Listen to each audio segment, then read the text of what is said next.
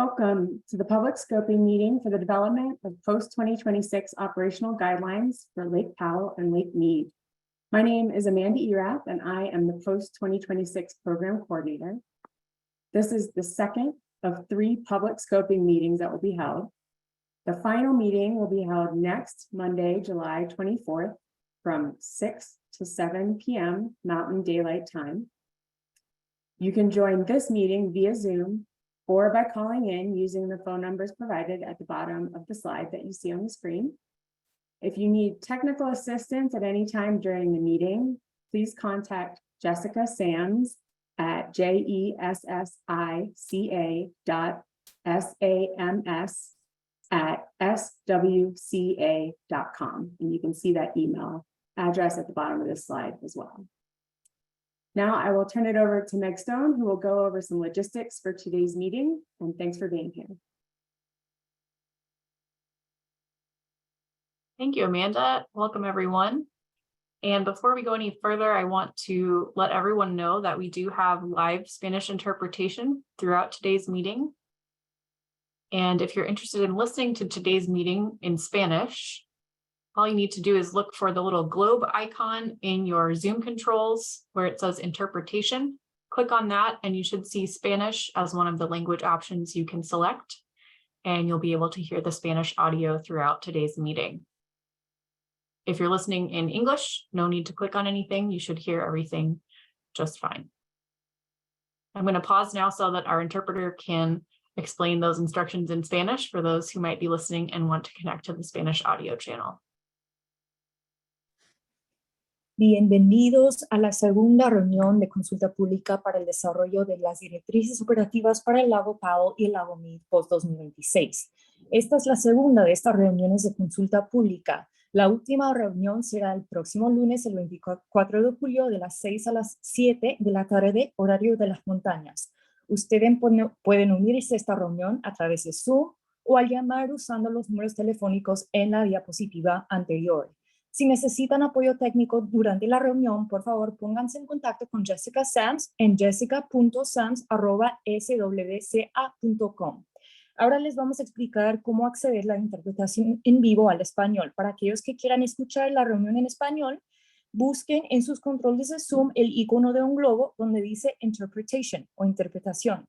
Cuando hagan clic ahí van a ver los idiomas de español o Spanish. Hagan clic en español y así escucharán toda la reunión en español. Gracias. Thank you. So we'll give just a moment for everyone to connect who would like to listen in Spanish.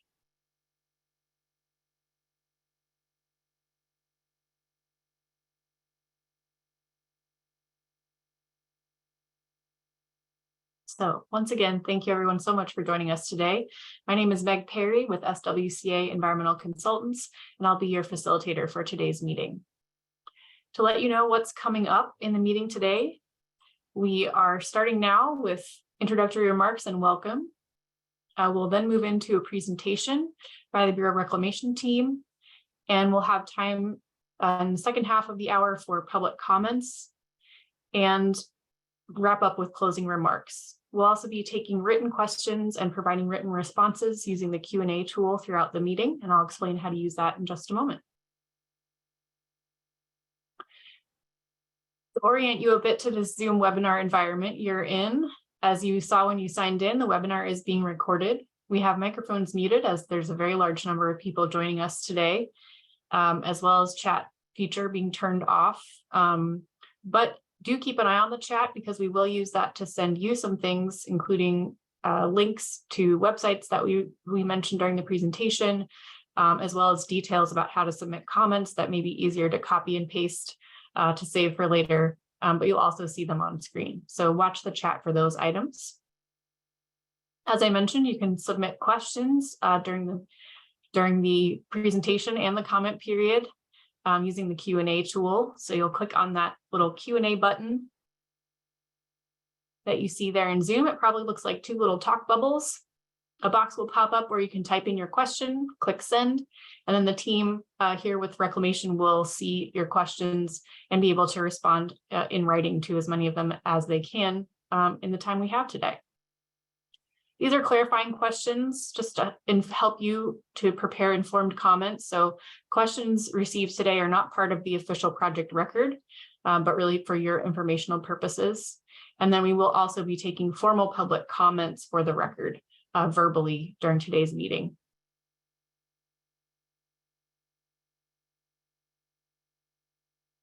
Now we'll turn to a welcome message from Bureau of Reclamation Commissioner Camille Calimlum-Tootin.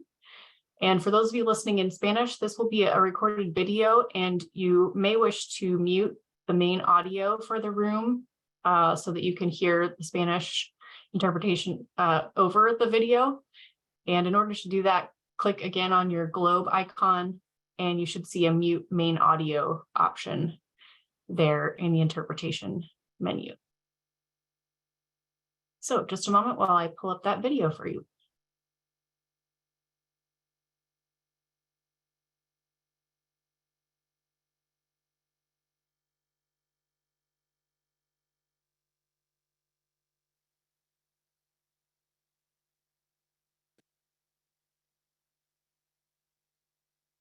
Hello, I'm Camille Calimlum-Tootin, Commissioner of the Bureau of Reclamation. I welcome you to this vital public meeting on the process to develop post-2026 operational guidelines and strategies for Lake Powell and Lake Mead. The new guidelines will replace the 2007 Colorado River interim guidelines for lower basin shortages and the coordinated operations for Lake Powell and Lake Mead, which are set to expire at the end of 2026. This is a vital conversation in determining alternatives to protect the stability and sustainability of the Colorado River.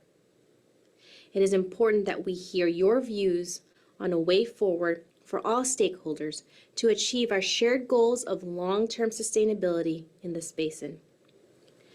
Reclamation, the Department of the Interior, and the Biden-Harris administration are committed to an inclusive and transparent stakeholder process that encourages meaningful engagement.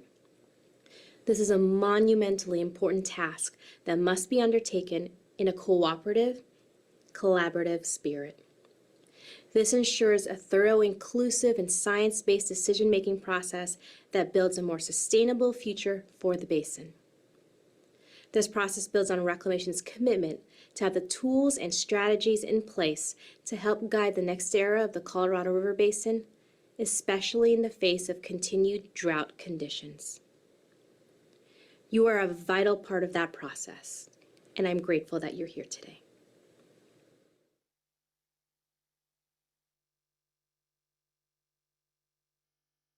Now I'll turn it to Carly Gerla with Bureau of Reclamation to introduce the Reclamation team.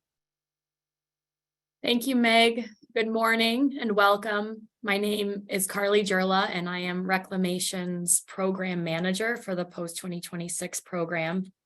We appreciate you taking the time to participate in this meeting. And as the commissioner said, public engagement is very important to us, and you all are a critical part of the process. It is both a pleasure and an honor to be with you here today. And hosting this meeting, I am joined by Amanda Erath, our program coordinator, who you met just a little bit ago, and also Russ Calejo, who is our post-2026 environmental compliance project manager. We are also joined by Reclamation leadership and experts in the Upper Colorado Basin and Lower Colorado Basin regions, all comprising the post-2026 team. At this point, if those Reclamation folks can turn on their cameras and say a quick hello.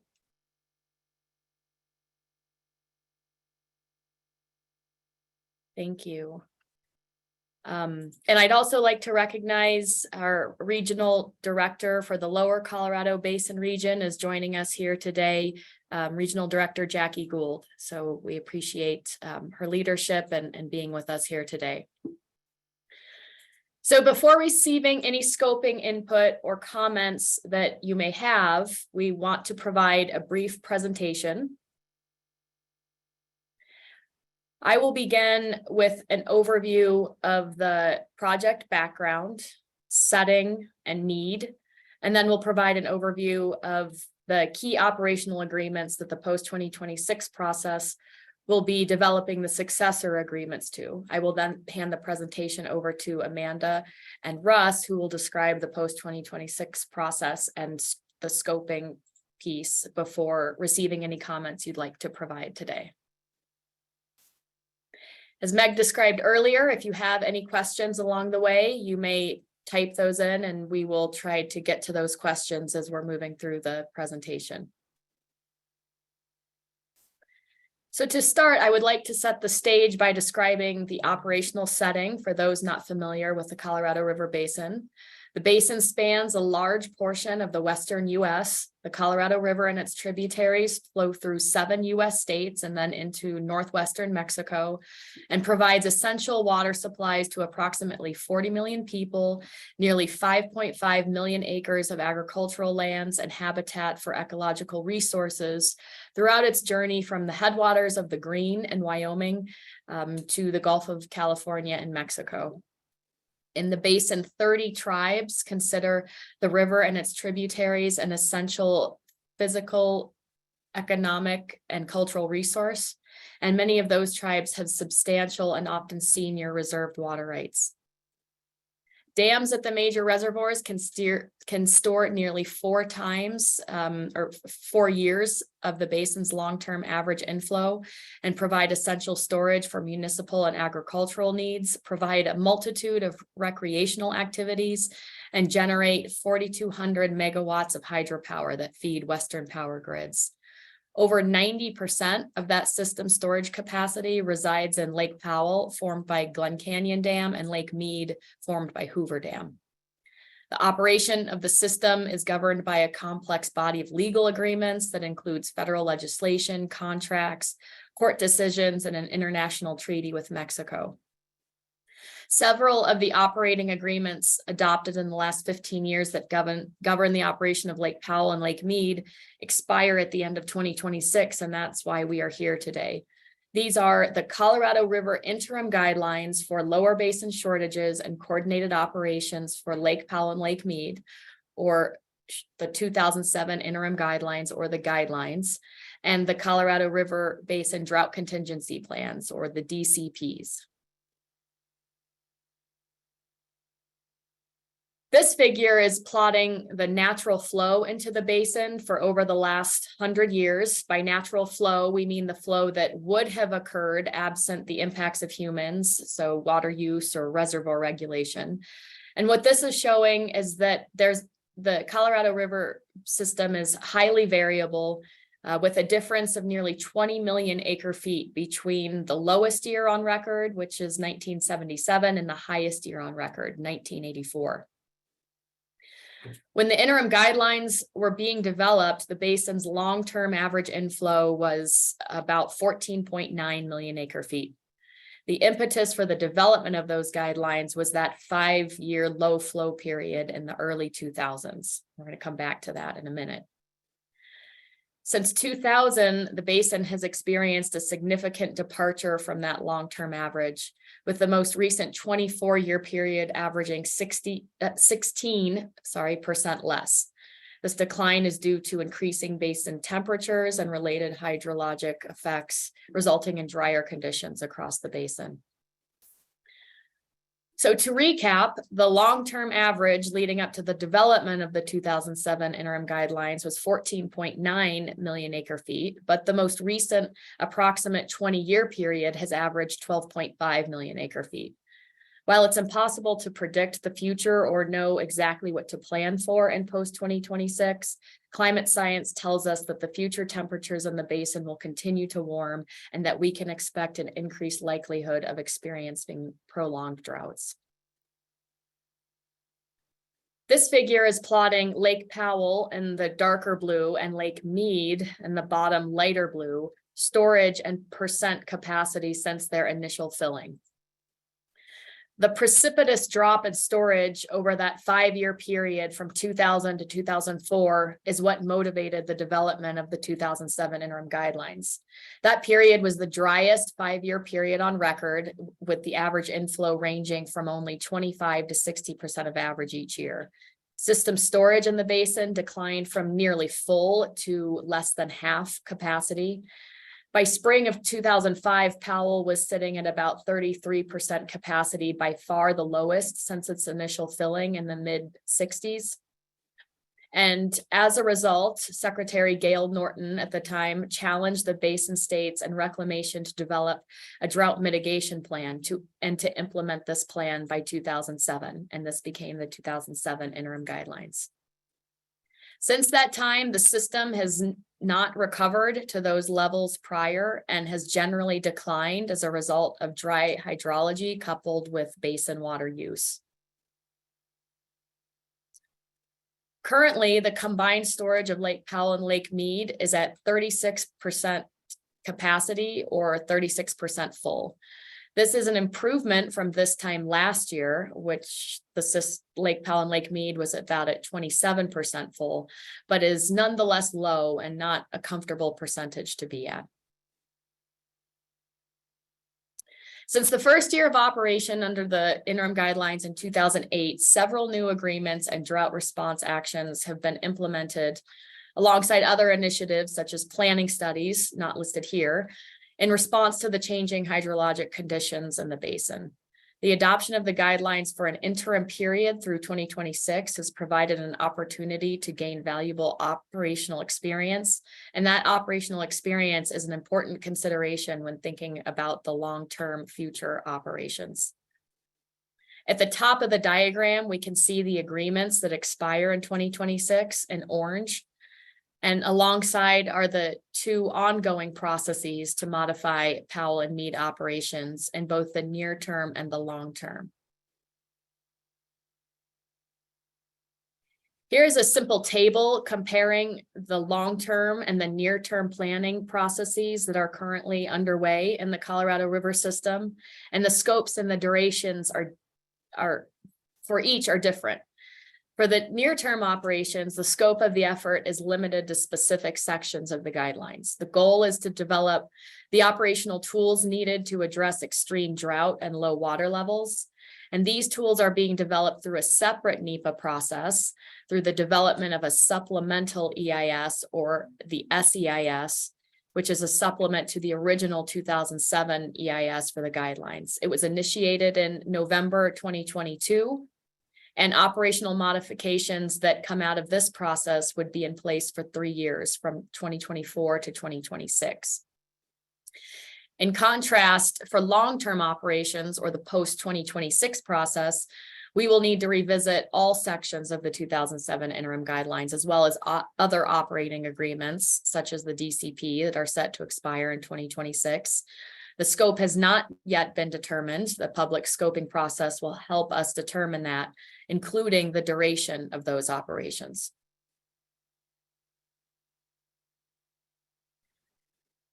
So in our notice of intent, we state that we are interested in receiving specific input on how the purpose and the elements of the guidelines should be retained, modified, or eliminated to provide greater stability to water users and the public throughout the basin.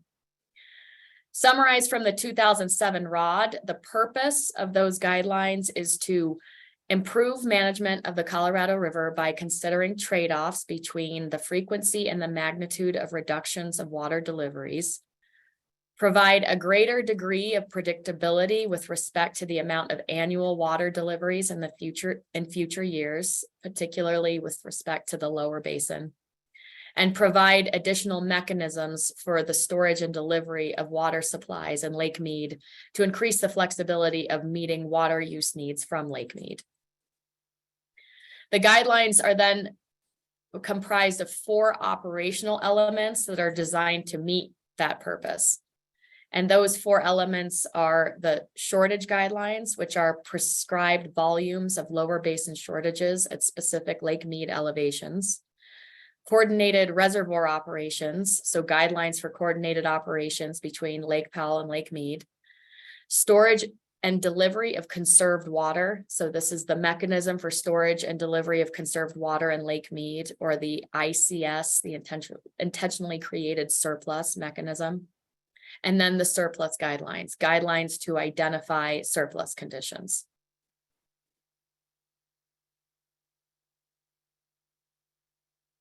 We call this diagram presented here our guidelines operational diagram. I will not go through this in detail, but the key takeaway is this is the structure of the guidelines, how those 4 elements that I just talked about are mapped into operational guidelines. Lake Powell is on the left side and Mead is on the right. At both reservoirs, there are elevation bands or tiers that contain guidelines for annual releases if the reservoir is within that tier. At Powell, there are fixed volume or balancing releases or equalization releases, which means that Lake Mead elevation is a consideration when making those releases. And at Mead, releases are adjusted based on the condition that is determined by the secretary in the lower basin, whether that's a normal, surplus, or shortage condition.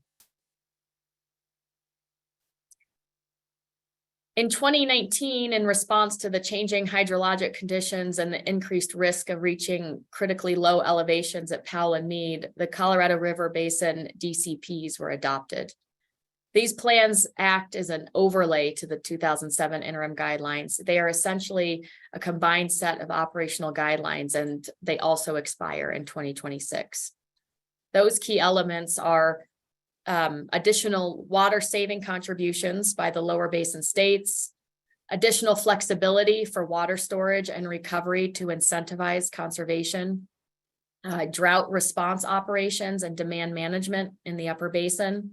And it also triggered Mexico's binational water scarcity contingency plan, which was a part of Minute 323 to the treaty with Mexico. In 2020, per the 2007 Record of Decision, Reclamation conducted a formal review of the guidelines, evaluating their effectiveness and documenting our operational experience.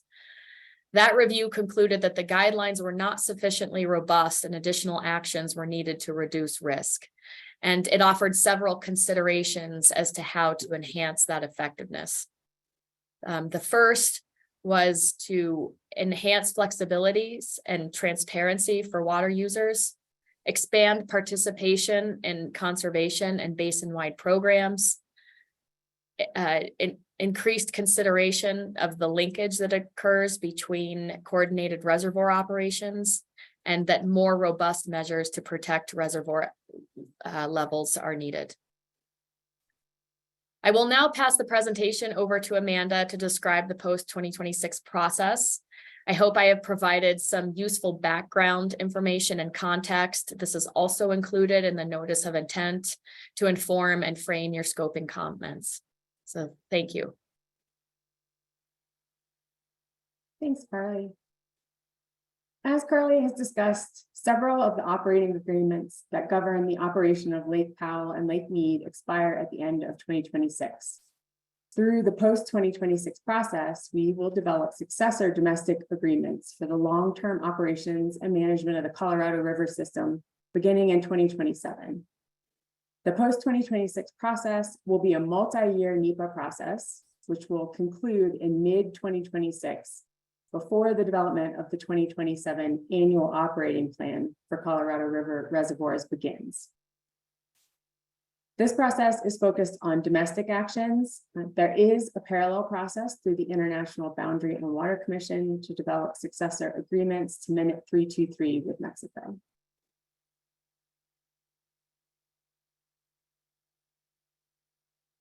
While we are now in the scoping phase of this process, which Russ is going to talk about a little more for us in a few minutes, Reclamation also solicited pre-scoping input by publishing a Federal Register notice in June of 2022.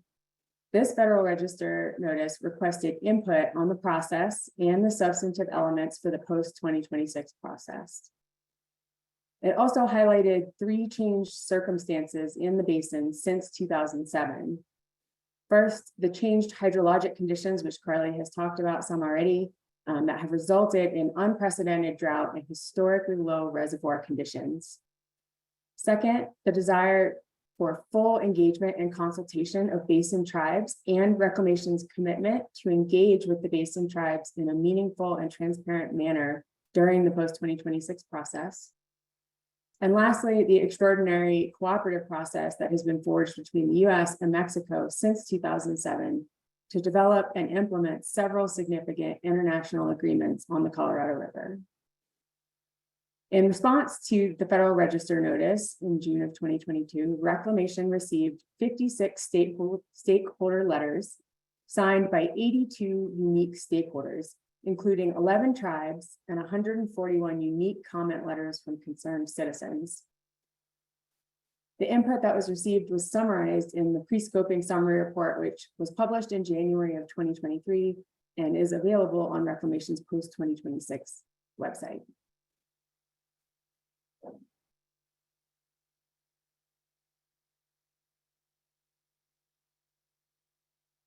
Key themes in those pre-scoping comments, there were a few main themes that were apparent after reviewing all of those comments. Reclamation identified 3 key themes. First, future operational guidelines must be robust and adaptive. They must support proactive management to improve system stability and be capable of both withstanding a broad range of future hydrologic and operating conditions and minimizing system vulnerability. Second, future operational guidelines should recognize a holistic approach. They should focus on the long-term sustainability of both the basin's population and the natural environment, minimize system vulnerability, and increase system resiliency. And thirdly, future operational guidelines should consider alternative paradigms for operation of the system beyond the tiered approach to coordinated operation of Lake Powell and Lake Mead, which Carly covered a little earlier.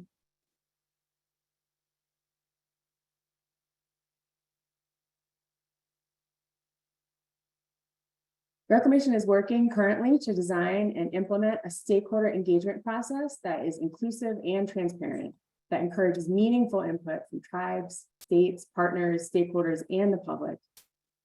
We are working to implement this commitment through prioritizing stakeholder technical education and technical outreach, creating a common technical understanding and developing new tools for engagement in the process, and by prioritizing outreach, leveraging existing groups and creating new groups with the goal of enhanced tribal engagement across the basin. We will provide more specific information on the engagement structure and opportunities for engagement as the process moves forward.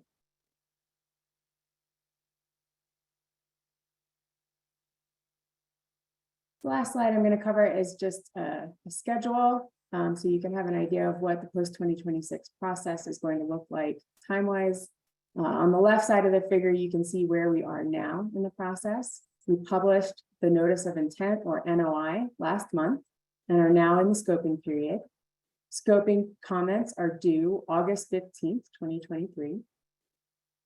We will then develop and release a scoping summary report summarizing the comments we received and identifying the anticipated purpose and need for the NEPA process. In the fall of 2023, the alternatives development phase of the process will start and will go through the spring of 2024. Then Reclamation will work to prepare the draft environmental impact statement, or EIS, from the spring of 2024 through the fall of 2024. We anticipate having that draft EIS published in December of 2024 with a public comment period following that publication. We will then spend most of 2025 and the beginning of 2026 developing the final EIS and the record of decision. And as I mentioned before, we intend to have the new guidelines finalized by the middle of 2026, prior to the beginning of the development of the 2027 annual operating plan. And now I'll turn it over to Russ to talk more about the scoping process. Thank you, Matt. And I'd like to offer my welcome on this today. Project manager for the 2026 environment. This slide is the summary of the scoping process. Russ, we're not hearing you very well. Can you start over and get a little closer to your mic? Okay. How about this? Is this any better? That is a bit better, yes. Better? Okay, I'll try to speak up too. I'm Russ Vallejo, project manager for post-2026 environmental compliance. This slide provides an overview of the scoping process.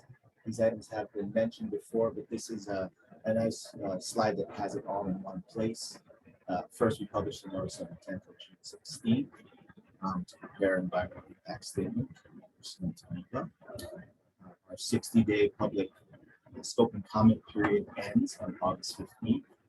And it's a 60-day public comment period, which we chose purposefully because of the importance and complexity of this process. It's significantly longer than a typical scoping period would be, which is 30 days. Next, we invite all Basin partners, stakeholders, and interested members of the public to provide written comments. And finally, a scoping report will be published after the comment period ends. I anticipate that report being published this fall and presented in September.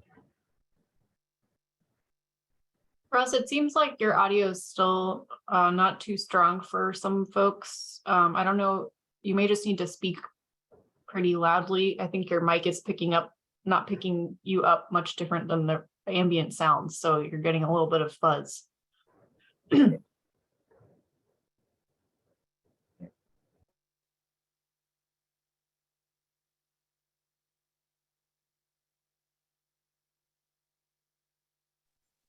Sorry for the technical difficulties, folks. We're going to try and see if this is any better if I speak into the microphone a little closer, but maybe if we go to the next slide, and if that doesn't work, I'll try a different camera and microphone. So this slide is, I consider this a roadmap to effective participation in the scoping process. It helps to inform and frame your comments. It's organized into 3 columns or boxes.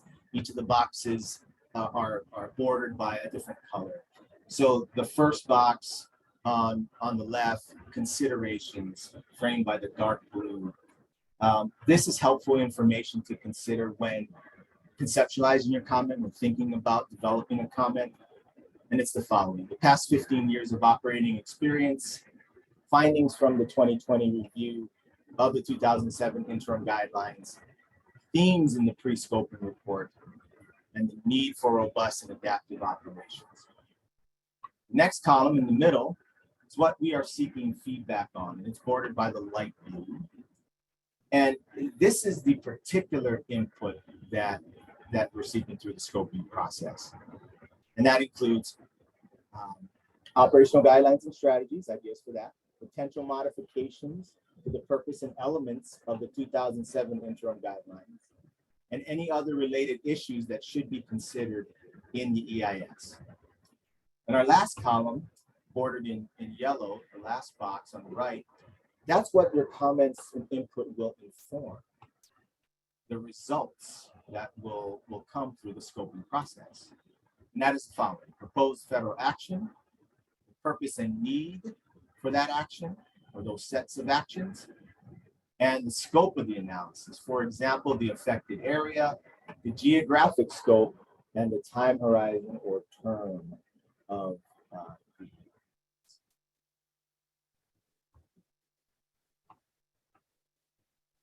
Hopefully the sound is doing better. I'm gonna just keep pushing forward.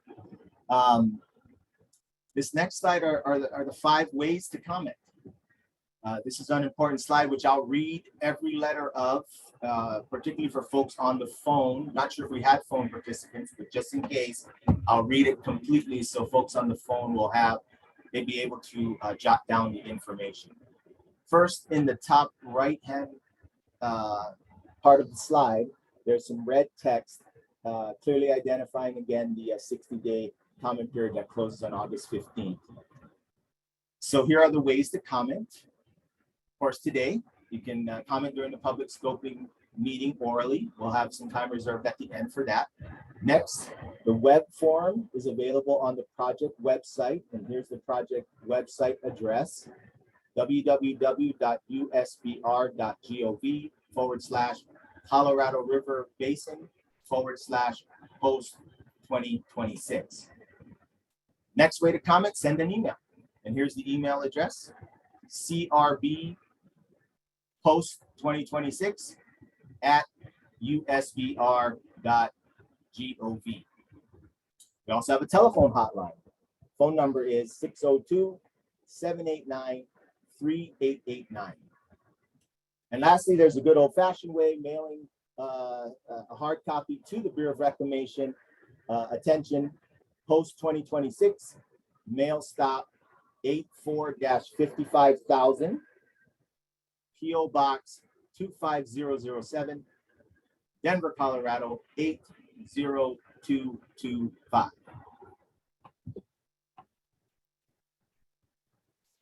All right, this is the last slide for today's presentation. And it really is a summary of how to get more information on the project and on the post 2026 process. These items, the website, the email address, and the hotline, I just mentioned in the previous slide, so I won't go over them again. But this is the information one more time. And I'll end by saying this presentation will be posted to the project website that's identified there. We plan to do that after the public meetings conclude, so that should be early next week. And I'll turn the mic back to May to go into the public comment session of the program. Thanks. Great. Thank you, Russ. Thanks, Carly and Amanda, for that presentation. And hopefully that provides some background that's useful to everyone as they think about potential comments to submit via the means Russ just described or live today during the rest of this meeting. And then just as a quick reminder, you do have the option to submit clarifying questions on that presentation today using the Q&A tool in Zoom. So you can click on that Q&A button. You'll have the option to submit questions in writing. Just type in your question and click send.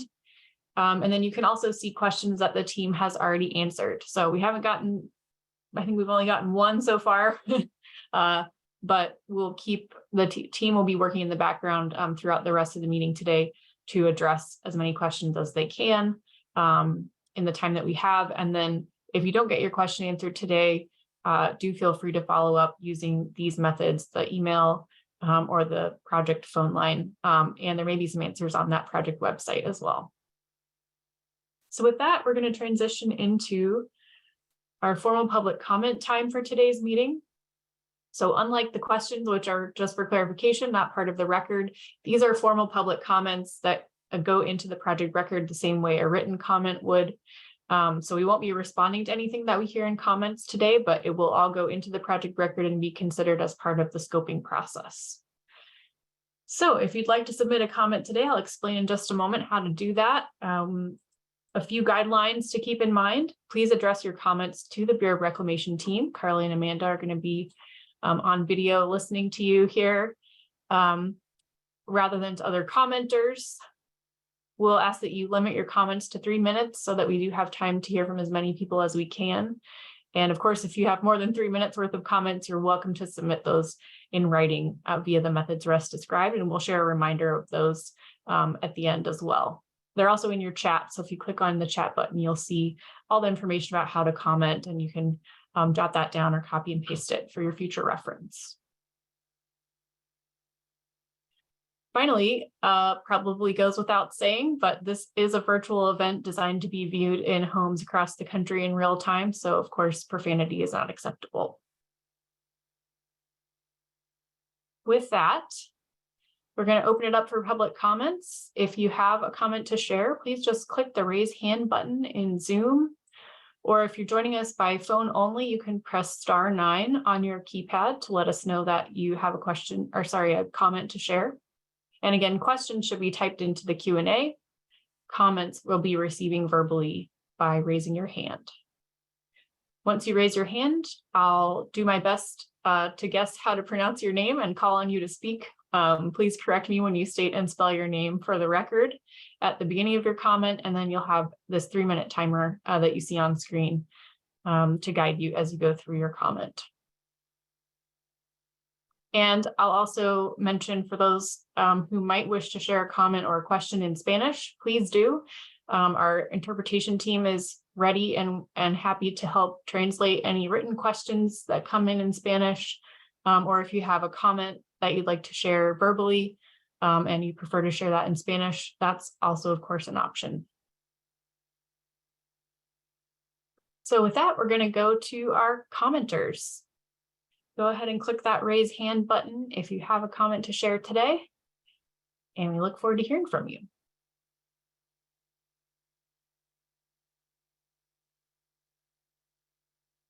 All right, first, it looks like we have a John Weisheit.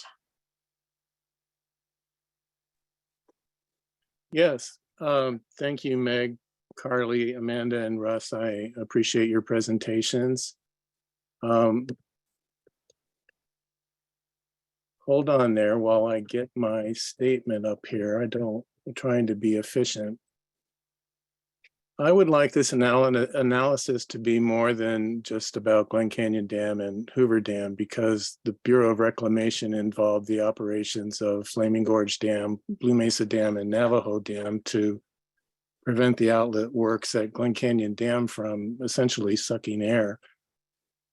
This history of dam operations to avoid system risk and uncertainty also means Reclamation must consult the U.S. Fish and Wildlife Service about the biological opinions for the above mentioned federal dams in the upper basin.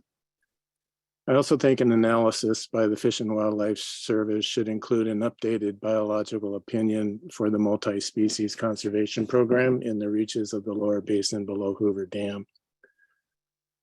On the issue of providing robust and adaptive considerations, the record of decision, besides producing an operational strategy to avoid shortages and or avoid a run-of-the-river condition throughout the system of reservoirs, there also needs to be in place an emergency plan to avoid a collapse of the ecosystems. For instance, it essentially took 6 years to develop the drought contingency planning documents, and that program, as developed, did not succeed because additional measures were required, and they were called the Drought Response Operations Agreements.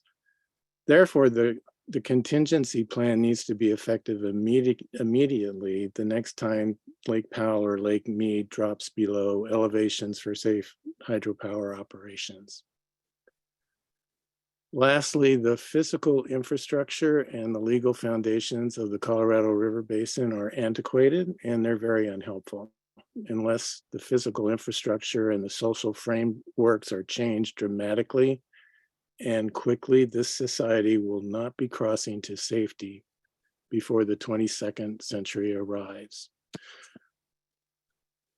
Additionally, I think the structural deficit must be eliminated. The upper basin depletion schedule must be eliminated. This would include any and all water contracts from Flaming Gorge Reservoir. The upper basin hydrologic determination must be modified to reflect the current 30-year average. There should be a schedule for the tribes to receive the water they need for their permanent homelands. Their water is currently being used by the dominant society. This water must be transferred to the tribes and to the environment. Thank you very much for this opportunity. I appreciate it greatly. Thank you for your comments.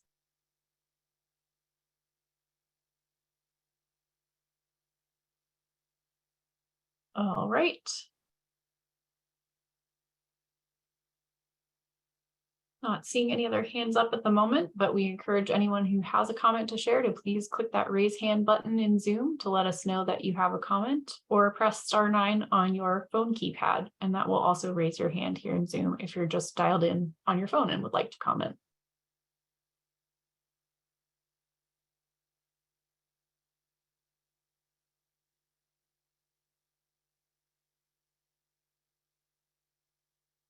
And we are still responding to questions in writing through that Q&A tool. So if you have a clarifying question, please do click on that Q&A and submit it. You may also just click on the Q&A to see questions that other people have asked that we've already answered. There are a couple of useful links in there that might be of interest to you as well.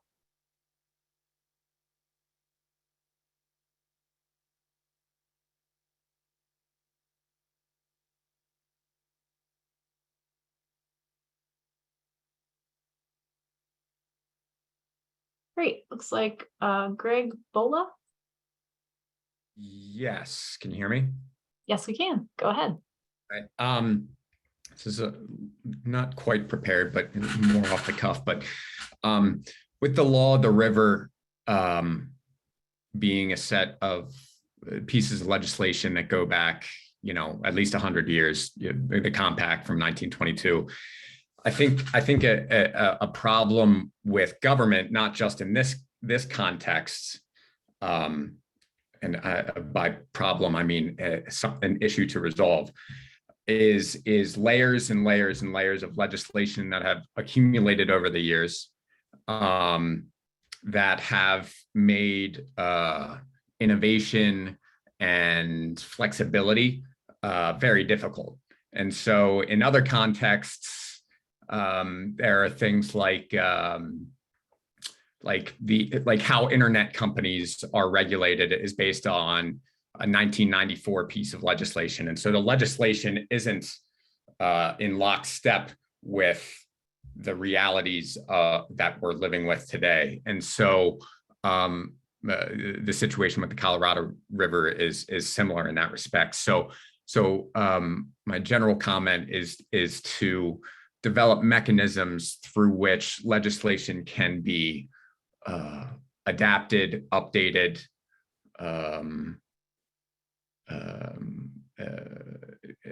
adapted and updated in a appropriate timeline which the situation requires.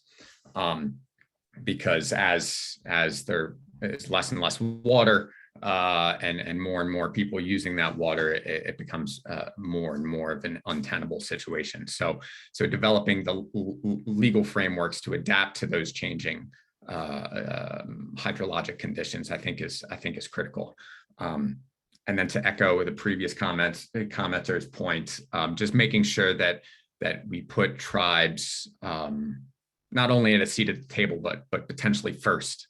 They've had to deal with making more with less, and there are steps in the right direction. The Gila River Indian Communities Agreement to put solar covered panels over canals to eliminate evaporation and increase electricity provides some mechanism to increase their sovereignty and increase their economic independence. And so yeah, that's my other general comment, is to make sure that we're giving tribes the tools that they need to thrive. Thank you. Yeah, I appreciate the presentation and appreciate the opportunity to speak here. Thank you.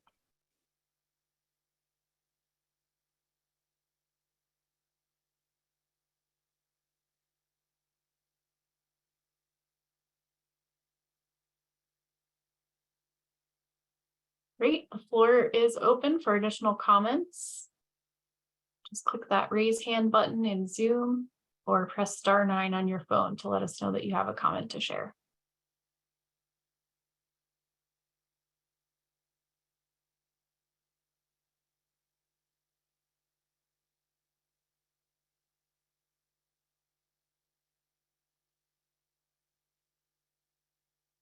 All right, looks like Michael Carpenter would like to comment.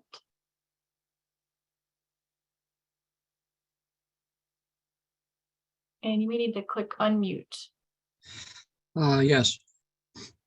It appears to an outsider that the Bureau has run roughshod over a couple of Indian communities, and I would certainly like to see that cease. My question has to do with the Upper Basin states. It appears that for 80 years, the reason that it all worked was because the Upper Basin states didn't take their share. The gauge immediately upstream from Lake Powell appears to not measure discharge. So do you know how much water has been flowing into Lake Powell over the last 80 years? And has that been in excess of half of the river's allocation? And the arrangement as it appears California and Arizona are going to be paid for leaving water in Lake Mead. And the states that have been providing excess water all of this time get nothing. That seems pretty unfair to me. And I wondered if you're going to do anything in the way of compensation for the Upper Basin states. That's it for me. Great, thank you.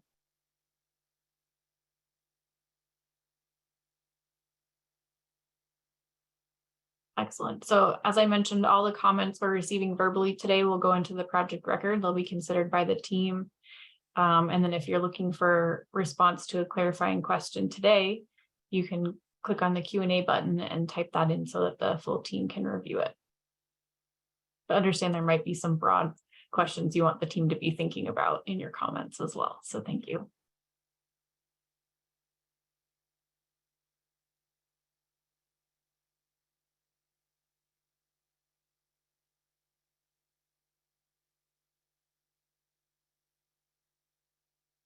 Great, and just a reminder to our phone listeners that you can press *9 if you'd like to share a comment. And of course, if you'd like to share a comment in Spanish, that's also an option. Just do the same thing as anyone else. Click your raise hand button or press *9, and we'll have our interpreters available to interpret. All right, looks like we have a phone user. I'm going to allow you to talk, and you might need to press *6 to unmute yourself. And if you could let us know your name.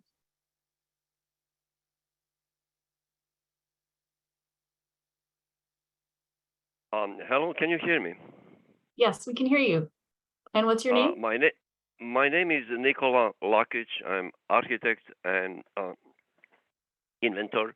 I'm author of the proposal for the restoration of the Salton Sea that include several breakthrough technologies which I have modified to incorporate local conditions of the Salton Sea. Now, I would like if I will send actually public comment before August 24, but I just want to let you know you should include Salton Sea into consideration for this plan.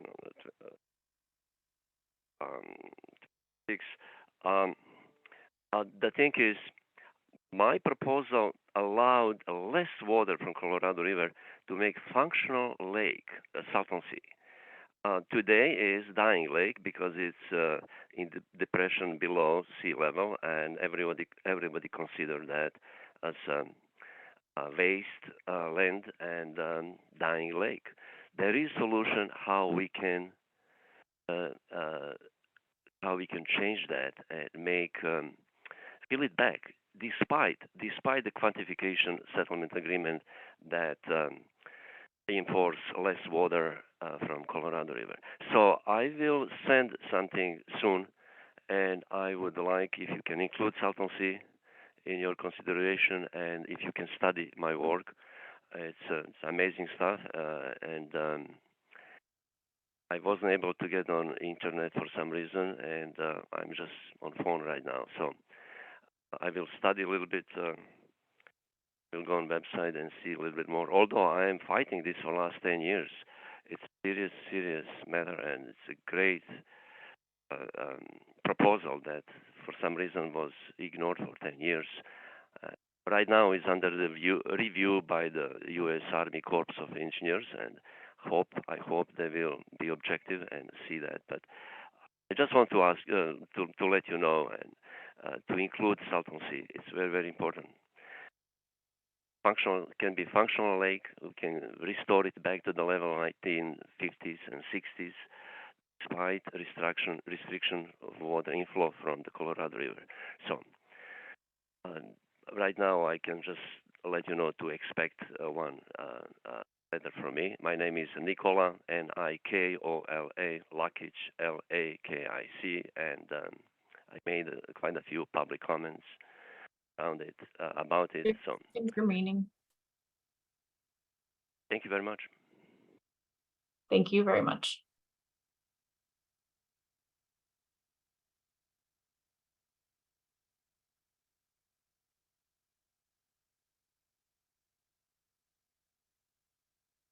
Great. Really appreciate all the comments today already. We do have a few more minutes. So I'll just put out one last call for any comments today. And of course, we'll go over one more time before the end, the other ways you have for submitting comments through this process.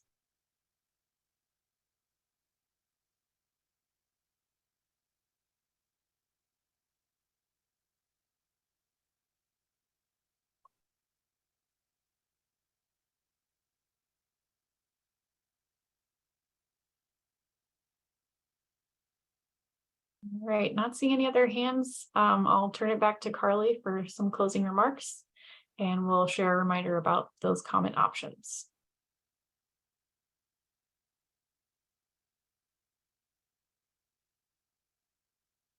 Thank you, Meg. Thank you all for your input and for joining us here today. And we look forward to your engagement throughout this process, and have a nice rest of your day. Take care. Thanks, Carly. And once again, the 60-day comment period closes August 15th. So please use any of the following methods to submit comments.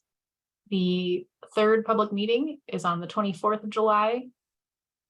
You can submit a web form via the project website, send an email to crbpost2026@usbr.gov. Use the telephone hotline to leave a comment message at 602-789-3889, or send a hard copy by mail to Bureau of Reclamation, attention Post 2026, mail stop 84-55000, PO Box 25007, Denver, Colorado 80225. With that, I'll just say one more thank you to the team and to all of you for your time and attention today. Your input is very important to this process, so thanks for being here and for the comments that we hope will be coming soon. With that, we are adjourned. Thanks, everyone.